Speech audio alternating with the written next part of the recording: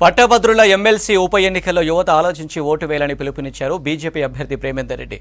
దేశ అభివృద్ధిని చూసి తనను గెలిపించాలన్నారు. దేశాన్ని 5వ ఆర్థిక వ్యవస్థగా తీర్చిదిద్దిన ఘనత నరేంద్ర మోదీదన్నారు. నిరుద్యోగులను మోసం చేసిన కాంగ్రెస్ పార్టీ చిత్తుగా ఓడించాలన్నారు ప్రేమేందర్ రెడ్డి. నరేంద్ర మోడీ గారి నాయకత్వంలోని కేంద్ర ప్రభుత్వం తెలంగాణ ప్రజలను దృష్టిలో పెట్టుకొని తెలంగాణ విద్యావంతులు, రైతులు, సకల జనులకు మంచి చేయాలనే ఉద్దేశంతో అనేక అభివృద్ధి కార్యక్రమాలు చేపట్టడం జరిగింది.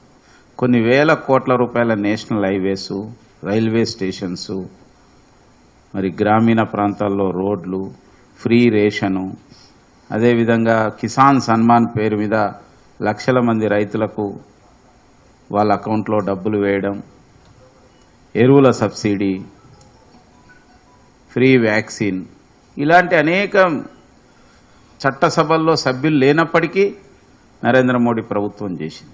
కానీ నేను ఈ యొక్క ప్రాంతంలోని విద్యావంతులకు, అన్ని రకాల ఉద్యోగులకు అందరికీ చేతులెత్తి నమస్కరిస్తున్నా, ఒక్క అవకాశం భారతీయ జనతా పార్టీకి ఇవ్వండి. మేధావులందరూ నరేంద్ర మోడీ గారు వెనుక నిలబడ్డారనే సంకేతాన్ని ఇవ్వండి. ఇంకా ఈ ప్రాంతానికి అనేక నిధులు వచ్చే అవకాశం ఉంది, అభివృద్ధి కార్యక్రమాలు వచ్చే అవకాశం ఉంది. నరేంద్ర మోడీ గారు ఈ దేశాన్ని ఎంతో అభివృద్ధి పథంలో ముందుకు తీసుకెళ్లే ప్రయత్నం చేస్తున్నారు.